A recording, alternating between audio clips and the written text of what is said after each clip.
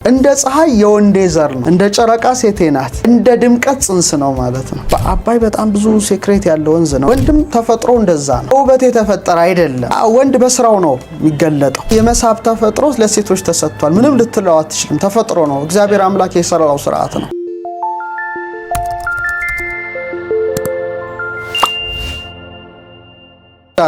ፎሎኪውላር ላይ ከ7 እስከ 13 ማለት ነው።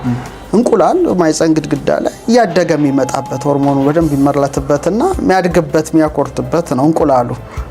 በተመሳሳይ መልኩ ከ7ኛው ቀን ጨረቃም እስከ 13ኛው ቀን እያበጠች ትሄዳለች። ጊቦስ ትባላለች። ብጥ እያለች እያደገች ትሄዳለች ወደ መሙላት። ሙሉ አልሆነችም ግን እያደገች ነው የምትሄደው። እስከ ስንተኛው ቀን? እስከ 13ኛው ቀን ማለት ነው። የሴቶችን በተመሳሳይ መልኩ እንቁላሉ እንትሚለው እስከ 13ኛው ቀን ነው። ልክ 3ኛው ኦቪዩሌሽን ኦቪላቶሪ ፌዝ የሴቶች እንቁላሉ 14ኛው ቀን ወደ ማህፀን የሚገባበት የወንድ ዘር ካገኘ ጽንስ የሚፈጠርበት 14ኛው ቀን ነው። ወደ ጨረቃም ስትመጣ ፀሐይ በስተ ምዕራብ አድማስ በ14ኛው ቀን ጨረቃ በምስራቅ አድማስ ተወጣና ሙሉ የፀሐይ ብርሃን ጨረቃ ላይ ሲያርፍ ሙሉ ጨረቃ ወይም ፉል ሙን ይባላል። ሁላችንም የምንደሰትበት በጣም ከፍተኛ ማዕበል የሚነሳበት ወቅት ነው ፉል ሙን ሲሆን ማለት ነው። በደንብ አድርገን እናስተውላለን ያ ማለት ነው። የማዕበል ወቅት ነው ግን ሙሉ ጨረቃ ናት። ሙሉ የፀሐይ ብርሃንን ተቀበለች ማለት ነው። ያ ማለት ምንድነው? እንደ ፀሐይ የወንዴ ዘር ነው እንደ ጨረቃ ሴቴ ናት እንደ ድምቀት ጽንስ ነው ማለት ነው። በአንዴ ነው የሚያዘው። ስለዚህ ልክ ሴቲቱ በ14ኛው ቀን እንቁላሉ ገብቶ የወንድ ዘር ከዛ ከሚሊየንስ ውስጥ አንዱ ሄዶ ካገኘው ከተገናኘው ጽንስ ይፈጠራል በ14ኛው ቀን። በተመሳሳይ መልኩ ሙሉ የፀሐይ ብርሃን በ14ኛው ቀን ጨረቃ ላይ ያርፋል።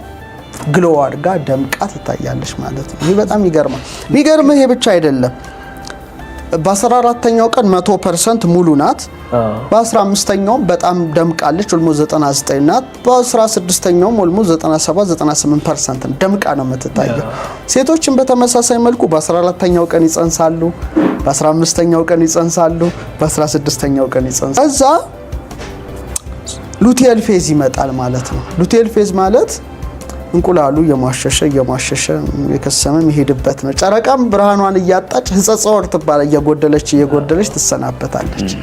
ስለዚህ በጣም እግዚአብሔር ተፈጥሮን ሲሰራ ዝብርቅርቅ ያለ ነገር የለም። ያለ ዓላማ የተፈጠረ የለም። ከላይም ከታችም ሁሉም ነገር የተያዘ የተዋሃደ የተሰናሰለ ነው። እኔ አሁን አንድ ምድራዊ ነኝ፣ ሰማያዊ ነኝ። ምድራዊነቴ ምኑ አካሌ ላይ እንዳለ አውቀዋለሁ። ሰማያዊ ማንነቴ ደግሞ ምኑ ተፈጥሮዬ ላይ እንዳለ አውቃለሁ። በአንዱ አይኔ ፀሐይን እረዳለሁ፣ በዚህ አይኔ በግራው ደግሞ ጨረቃን እረዳለሁ።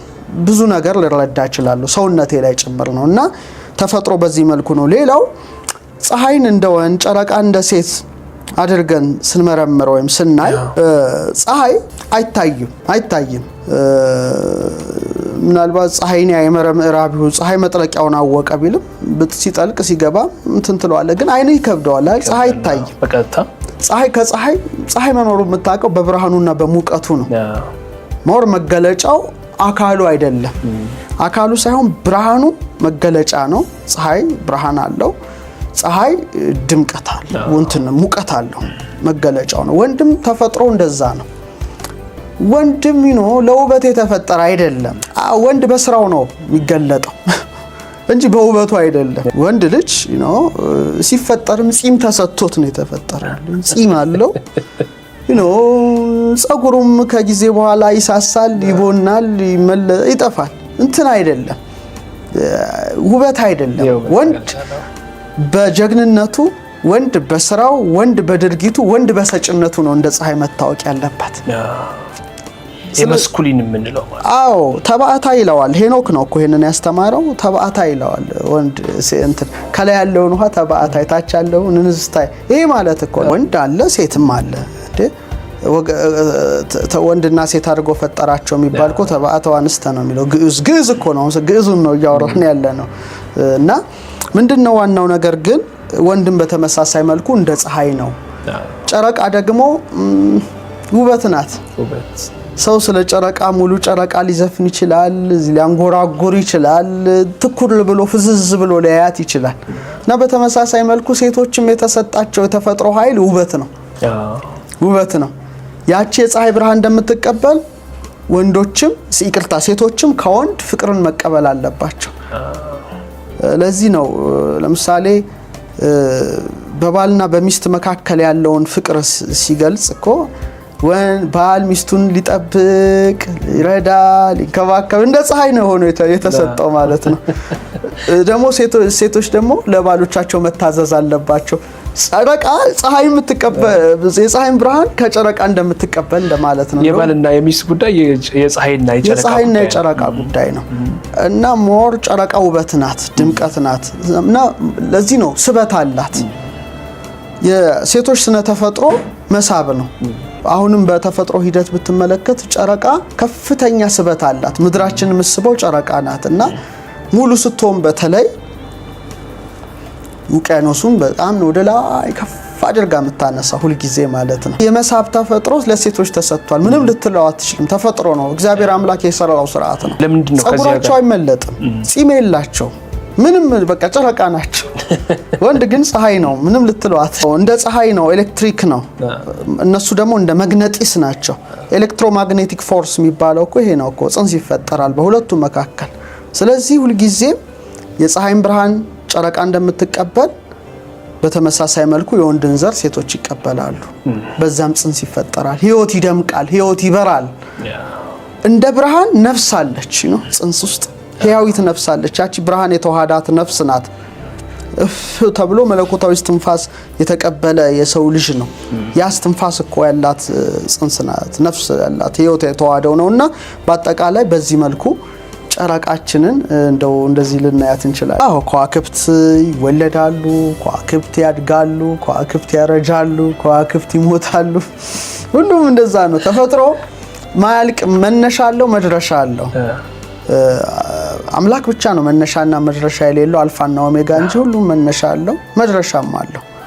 ምናልባት ህይወትን ለሶስት ብንከፍለው ህይወት ስጋዊ ይባላል በኢትዮጵያው፣ ህይወት እንስሳዊ፣ ህይወት መላእካዊ፣ ህይወት ሰብአዊ በሶስት መልኩ። ህይወት ሰብአዊ በተፈጥሮ ይሰጣል፣ በሞት ይነሳል፣ በትንሳኤ ይመለሳል። ህይወት እንስሳዊ በተፈጥሮ ይሰጣል፣ በሞት ይነሳል፣ ይቀራል። ህይወት መላእካዊ በተፈጥሮ ይሰጣል፣ ይቀራል አይነት ነው። ስለዚህ በከዋክብት መወለድ አለ። ልደተ ከዋክብት እንለዋለን። ይህ ሰፊ ኢትዮጵያዊ ዕውቀት ነው። ልደተ ከዋክብት፣ የከዋክብት መወለጃ ቀናቱ ጭምር ይታወቃሉ። የሚወለዱበትም አካል አለ፣ ኔቢዩላ የሚባል አለና ራሱ ዑደት ሰዓት እንግዲህ እንደ ማህፀን ነው ያንደ ከዋክብት እንደ ልጅ ያም ይወለዳል ማለት ይወጣል። መወለጃ ስፍራ ልደተ ከዋክብት እንላለን። ይሄ ማለት ምንድነው? ከኔቢዩላ ወይም ከከዋክብት መወለጃ ቦታዎች ከዋክብት እንደሚወለዱ እንደሚወጡ እኛም ከእናታችን ማህፀን እንወለዳለን። እኛም ራሳችን ኮከብ ነን። ምንድነው? ህያዊት ነፍስ ብሬት የሆነች ነፍስ አለች። እንደውም ፈረንጆቹ ያር ፍሮም ስታር ደስት ድሮ ከይሄ ምንድነው ሰው በዝግመተ ለውጥ የሚለውን ነገር እየተውት መጥተዋል። የኢቮሉሽን ቲዮሪ እንትን አሁን ደግሞ ወደ ከዋክብት መጥተዋል። ለምንድነው ሲፈነዱ አይረን አለ። አይረን እዛም አለ እዚህም አለ ነው። እኛም ውስጥ አለ። እንግዲህ 26ኛው ኤሌመንት እዛም ውስጥ አለ እና ይሄንን ነገር ያዩታል። ግን ለማንኛውም ግን እንደ ከዋክብት ስናይ እናትነትና ከዋክብትን ስንመለከት ወደ ሀገራችን ታሪክ ብቅ ማለት ያስፈልጋል። በአጠቃላይ ህዋው ለ88 ህብራተ ከዋክብት ተከፍሏል። ከ88ቱ ህብራተ ከዋክብት ውስጥ የተለያየ በእንስሳት ቅርጽ ያላቸው አሉ፣ በአንዳንድ ቁሳዊ ካሎች የሚመስሉ አሉ፣ ብዙ በእንስሳት አሉ፣ በአራዊት አሉ፣ በአይዋፍ የተሰየሙ ከዋክብት አሉ። ይሄ ኮከብን አንድ ሰው የሚያውቀው እውነት ነው። ማን አስትሮኖመር ወይም አንድ የስነ ከዋክብት ለምሳሌ ዞዲያክን ብትመለከት በመጀመሪያው የሚዛን ቅርጽ ያለው የመስከረሙ ነው፣ ከዛ ስኮርፒዮን ጊንጥ ነው፣ ከዛ ቀስተኛው ነው፣ ከዛ ፍየል እያልክ ስትሄድ የተለያየ እንትን እንዳለው ማለት ነው። እና በ88ቱ ህብራተ ከዋክብት ውስጥ እናትነትን የሚገልጹ ሁለት አሉ። እነዚሁ ካሲዮፒያ እና አንድሮሜዳ ናቸው። ካሲዮፒያ አንድሮሜዳ ያንተ መገለጫ ስለሆነ ወንድነትን የሚገልጽ ደግሞ ጀብደኝ ንጉስነትን የሚገልጽ ደግሞ ሴፌውስ አለ። ሶስቱም ደግሞ በጣም የሚደንቅ ለኢትዮጵያ ብቻ ነው ዓለሙ የሰጠው። ይሄ እኮ የሚያስከብረን ነገር እኮ ነው። በጣም እንደው ማየት ለቻለ ማለት ነው። ማየት ለቻለ በጣም በከዋክብት እንግዲህ ዓለሙ የሚቀበለው 88 ቅርጽ የሚሰጡ ከዋክብት አሉ። በቃ ሰማይን ስታይ 88 ናቸው። ሁሉንም ሰማይ የምናይ ሰዎች ነን። ሶስቱ ንጉሳውያን ቤተሰቦች በሰው ደረጃ 3 ብቻ ናቸው። ከሶስቱ ደግሞ አባትነትን የሚወክል ሴፌውስ አለ። እናትነትን የሚወክሉ ካሲዮፒያና አንድሮሜዳ አሉ ማለት ነው። እነዚህ ደግሞ ሶስቱ ንጉሳውያን ቤተሰቦች በተለይ ንግስት ካሲዮፒያ ከአክናሁስ ሳባና ከነክህቲ ካልንሶ በመቀጠል ኢትዮጵያን ለ19 ዓመት ያስተዳደረች ንግስት ናት። ስማቸው ራሱ እኮ በጣም ከባድ ነው። በጣም ደስ የሚልም ስም ነው። ስዊት ነው አፍ ላይ ራሱ እና ይሄ ማለት የዛሬ 4000 ዓመት ነው። እነ ተክለ ጻዲቅ መኩሪያ እነ ብላቴን ጌታ ሩይ ታሪከ ነገስት ሁሉ የጻፏት ነው። በዓለም ታሪክ የሚያውቃት ናት ካሲዮፒያ እና እሷ ናት ወርሃ መስከረም ላይ የኢትዮጵያ አዲስ ዓመት ነው። ሰማይን ማየት የጀመረች ናት። ምን አይነት ከዋክብት ይወጣሉ? የድሮ ሰዎች ከኛ ይልቅ ሰማይን ያያሉ። ለምን? እርሻቸው፣ ኑሯቸው፣ ምናቸው ሁሉ ከተፈጥሮ ጋር የተያያዘ ነው። ስለዚህ ጨረቃን ማየት ግድ አለባቸው። ወቅቶችን ለመለየት በዛ ወቅት የሚወጡ ከዋክብት መለየት አለባቸው። ስለዚህ በአዲሱ ዓመት መስከረም ላይ የሚወጡትን ከዋክብት ሲያዩ የጠቅርጽ የምትሰራ አንዲት ኮከብ አለች ካሲዮፒያ ያየቻት። የእርሳስ ቅርጽ ወይም የጎጆ ቤት ቅርጽ የሚመስል ንጉስ ሴፌውስ ያየዋለ። በጣም ብዙ ቅርጽ የምትሰራ ብራንች ያላት አንድሮሜዳ ያየቻት አለ። ማየት ብቻ ሳይሆን በስማቸው አሰይመውታል። ይሄ ነው ታሪኩ እኮ በቃ። አንድሮሜዳ ንግስተ ኢትዮጵያ ናት። ካሲዮፒያ ልዕልተ ኢትዮጵያ ናት። ሴፌውስ ንጉሰ ኢትዮጵያ ነው። ስለዚህ እነዚህ ከዋክብት በስማቸው ተጠሩ ነው። ለዚህ ነው እነ ሉሲያን በጣም ዘቡኮን አስትሮሎጂ መጽሐፉ ላይ ሰከንድ ሴንቸሪ ላይ the Ethiopians were the first to invent the science of stars and gave name to the planets ይላል። ከዋክብትን ኮስሞስን አይተውታል። ለፕላኔት ስያሜ የሰጡ ናቸውና ያንን ለግብፃውያን ጭምር ያስተምሩ ነበር ነው የሚለውና ይሄ በተለይ አባይ በጣም ብዙ ሴክሬት ያለው ወንዝ ነውና የፈለገ ጊዮን እሱን ይዘው ደግሞ የዞዲያክ ሳይንሶች እዛ ቦታ ነው ያደጉት እና የዛሬ 4000 ዓመት አሳዩ። ከዛ ፕቶሎሚያው ግሪኮ ሮማን ስነፈለክ ተመራማሪ 44 ደረሰ እዛ ላይ። ሶስቱንም አሁን ለኢትዮጵያ ሰጥቶ ነው ያለፈው። አሁን ዓለሙ የደረሰበት የመጨረሻው ሳይንስ 88 ነው። ነጥብ ሆነ ማለት 44 ንፍቀ ክበቡን አዩት። በዛኛው ንፍቀ ክበብ 44 88 ከ88ቱ እንደ ሀገር ለኢትዮጵያ ብቻ ነው ሶስቱ የተሰጠው። ሌላ ሀገር የለም። አንዱ አባት ነው ንጉስ ነው። አንዷ ንግስት ናት። አንዷ ልዕልት ናት። ባል ሚስት ልጅ ማለት እኮ ነው። ተፈጥሮ እኮ ነው ይሄ እኮ። ስለዚህ አንድሮሜዳን የሚያይ ሰው ከዋክብቷን የሚያይ ሰው ካሲዮፒያን የሚያይ ሰው እናትን ሁለቱም ደግሞ እናቶች ናቸው። ያቺን ፐርሴስን አግብታ ወልዳለች ብዙ ልጆች። ያው ስትረስ እሷ ደግሞ ካሲዮፒያ ደግሞ አንድሮሜዳን ወልዳለች። እናቶች ናቸው ማለት ነው። እናቶች ናቸው። ከዋክብት ላይም ዛሬ ድረስ ደምቀው ቀርተዋል። እና ማንም ሰው ቀና ብሎ ወርሃ መስከረምን፣ ጥቅምትን፣ ህዳርን፣ ታሳስን እያየን ሰማይ እንደነቀባቸዋለን። እና የኢትዮጵያ እናቶች ስም አለ። በቃ ይሄ እኮ ነው። እናቶች እንደ አንድ ኢትዮጵያዊት እናት ሆነ ይሄን ስትሰማ ምን ሊሰማ ይችላል? እንደ ኢትዮጵያዊ እንደ እናት እንደ እናት ሆነ ስትሰማ እና እናታችን ካሲዮፒያ አንድሮሜዳ በከዋክብት ዓለም ላይ ደምቀዋል ዛሬ ድረስ። ወደፊትም ዓለም እስኪያልፍ ድረስ ይደምቃሉ። እና ደግሞ በጣም ሚኒንግ አላቸው። እያንዳንዱ ዶት ትርጉም አለው። ያን ደግሞ ስትረዳ የበለጠ ሌላ እውቀት ነው። እና እኔ ቤተሰብ የኢትዮጵያ ሮያል ፋሚሊስ ንጉሳውያን ቤተሰቦች ተብለው በሰማይ ከዋክብት ላይ ደምቀው ዓለሙ መስክሮላቸው የቀጠሉት እነዚህ አባትነትን ለኔ እናትነትን ልጅን ጭምር የሚወክሉ ናቸውና እናቶችን ደግሞ በከዋክብት ዓለም ላይ ሁለት እናቶች ደምቀዋል። በከዋክብት ካርታ ላይ ሁለት እናቶች ብቻ ደምቀዋል። በምድር ላይ እኮ ነው ማለት በፕላኔት ሁለቱም እናቶች ደግሞ ኢትዮጵያውያን ናቸው። አንዷ ልዕልተ ኢትዮጵያ፣ አንዷ ንግስተ ኢትዮጵያ ናት። ስለዚህ ይሄ በጣም ትልቅ ጉዳይ ነው። አለ ክላስተር አለ፣ ጋላክሲ አለ፣ ክምችት አለ፣ አብሮነት አለ። ከዋክብት አለ በጣም ይገርማል እኮ። አንዱ ኮከብ ከአንዱ ኮከብ ይለያያል። በብርሃን ይለያያል፣ በሙቀት ይለያያል፣ በድምቀት ይለያያል።